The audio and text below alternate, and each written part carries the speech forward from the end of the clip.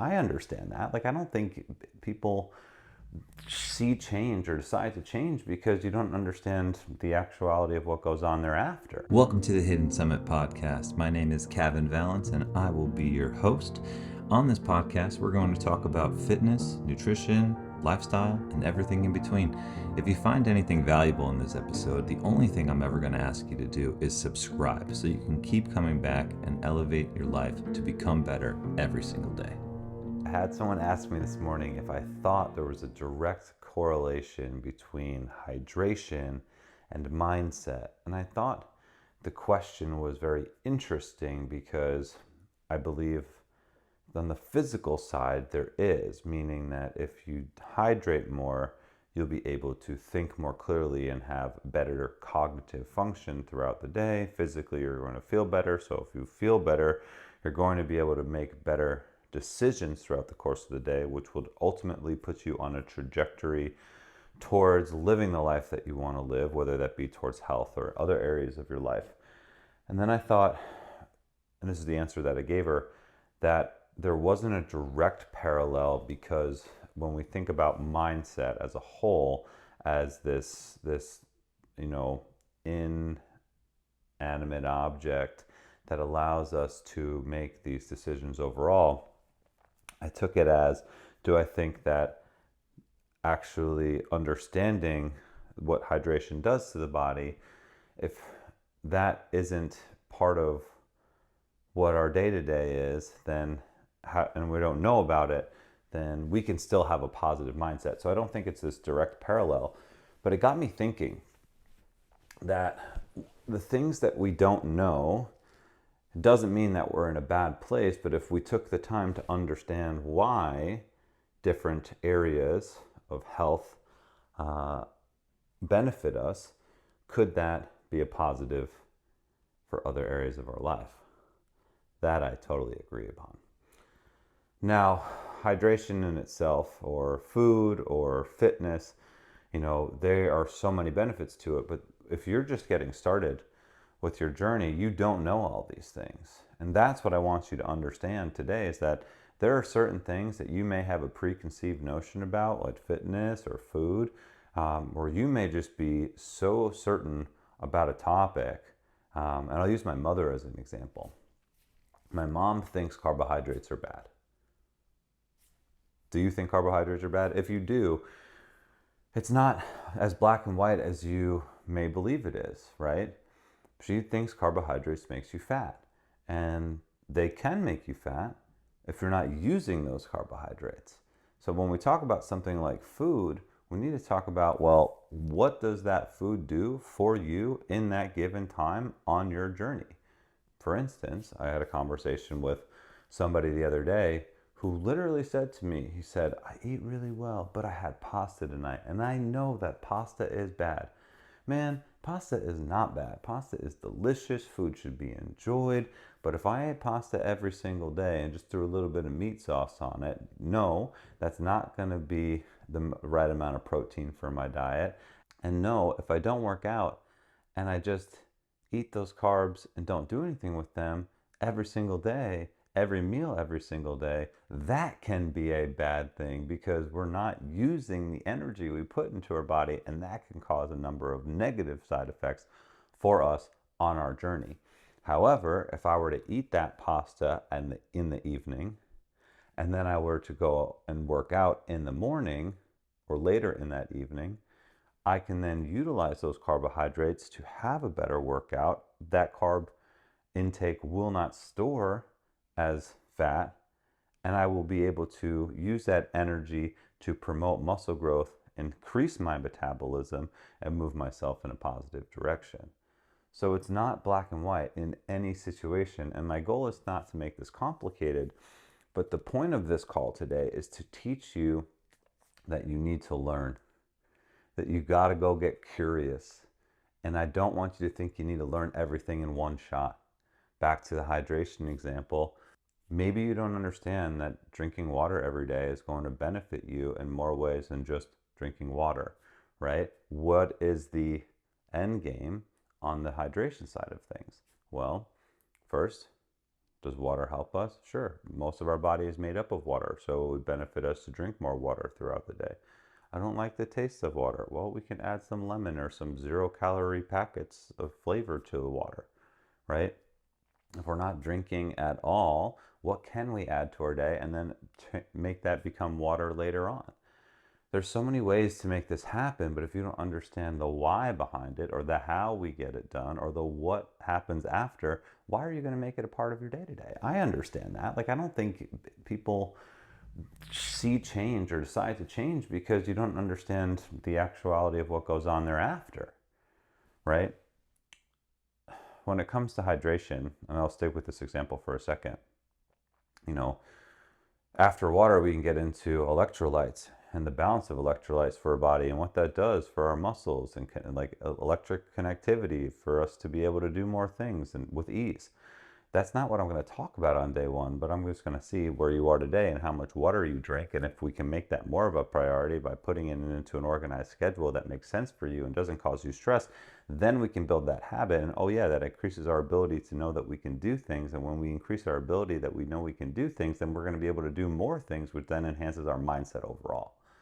So that's the connective pathway I see between something like hydration and mindset. It's the same thing when it comes to mindset or understanding, knowledge, and training. And the topic I was going to talk about originally today was, going back to that progressive overload topic I spoke about the other day, where eventually you're not going to be able to just keep increasing week after week after week after week. And I learned this the hard way because too often I just spoke with somebody else. I speak with a lot of people.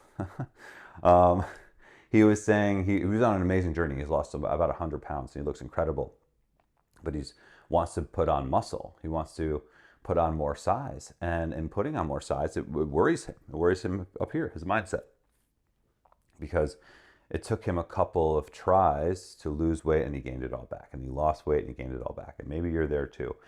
But it's clicking for him right now. He went from 300 pounds to 185 pounds. Amazing. Over the course of years, but he lost a lot of weight, down to 220, and he went up to 280. And then he went down to 240, and then he went up to 250. And then he went down to 200, and he went up to 230. And it's like this annoying back and forth. So now at 185 pounds, where he's in this groove, he comes to me and he says, I want to put on muscle. I want to put on more size. I want to feel stronger, but I'm worried that I'm going to actually get fat again. And I was like, well, that's a mindset thing, because now you're going into unknown territory again, just like you went into unknown territory when it took you to find this success in weight loss. So what he does is he trains every single day. He's in the gym 3 to 4 times a week. He takes a couple of boot camp classes every single week. He walks 45 minutes every single day, and he runs every single day. And now, while that may not be a bad thing for him today, for him to want to put on weight, that's going to be a different type of formula that we're looking at when we want to put on good lean muscle and size over a period of time with sustainable growth, so we don't feel like garbage or fall off and either gain weight or just not allow ourselves to see these changes happen.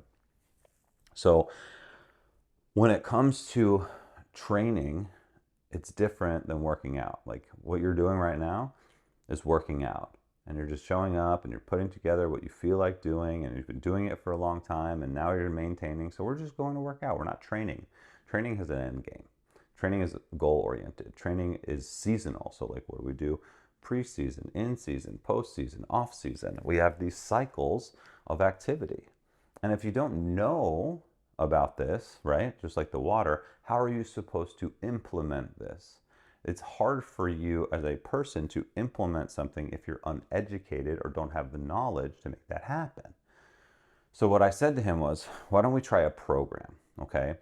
Why don't we try this cycle of a program? We are going into, with Hidden Summit this week, a deload week. Now, a deload week was something very challenging for me to wrap my head around in early days, because, like this gentleman I spoke to, it was hard for me to say, I can do less this week to see more gains next week. I was obsessed with training every single day, and with being obsessed by training every single day, I would do more and more and more and more and more until I got injured or hurt, had a setback.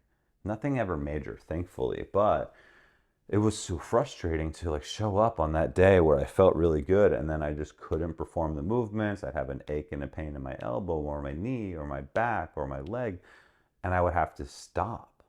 And that didn't help me mentally up here because I thought I just needed to actually keep going when the truth was I needed to pull back. And it wasn't really until this year where I got super comfortable with the deload week. I actually looked forward to this week where we would decrease the amount of weight, we would decrease the amount of volume, we would decrease the amount of training, we would decrease the amount of intensity for 7 days. And guess what? This week, I knew I needed it. And it was the right timing with the programming that I put together. I went in to do lightweight squats and 75% effort on the workout, and I was still like, okay, I could probably do a little less right now and I will be okay later on when I come back to the training. But the idea is your body needs to pull back a little bit. It needs a break from time to time. And if I give it a break for 7 days, I'm going to be so much more ready and prepared when I still organize my food and I have my training all set up and I don't have to worry about what I'm doing for programming because it's all written down already.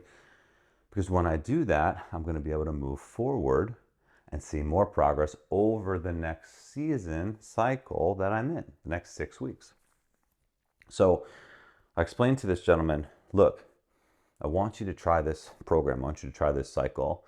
And then do not want you to change your food. I don't want to change everything all at once because what I want you to do is actually just lean into the training and follow suit with actually leaning into building muscle, progressive overload, heavier reps, heavier weight, less reps, so you can see these changes happen.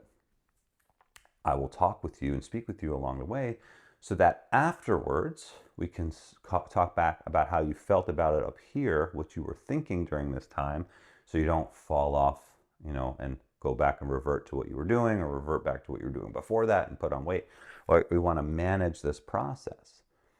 And then in 6 weeks from now, we will pull back and deload, and that's going to be a really challenging moment for him because he's so used to just going, because he's seen so many great results. But what we want to do is focus on what the end game is. So if we know why hydration is important, if we know why food does what it does and how it does what it does, if we know what the training program looks like, and we know that we're going to pull back at some point so our body can recover, recharge, and set itself up for success later on to reach the final destination, you'll see that what happens in between becomes less of this mindset, can I, can't I, and it becomes more of this, I understand why, so that you can see this progress over time. And that is why I think having knowledge and getting curious about health, about movement, about food, about nutrition, about rest and recovery, about sleep, about hydration is super important. So I want to let you know I'm here to have that conversation with you. If you want to subscribe to these videos, I'm posting a new video every Monday through Friday. I'm here to let you know that some is going to be entertaining, some are going to be conversations, some are going to be informative, educational. But the truth is, I just want you to learn one thing today so you can take that with you and apply it. Because if I taught you 10 things today, you wouldn't be able to apply half of them. So let's just do one at a time. If you want to have a conversation with me, you can click the link below and speak with me and my team, and we can see where you are and where you want to be, and we want to try and bridge that gap through what we do here at Hidden Summit. So until then, enjoy, use this information, find a training program, understand why about these different things, and you do that by getting curious and having a conversation with somebody. Hope you enjoyed what we spoke about today. I'll see you guys next time. Have a great one, and I'll talk with you tomorrow.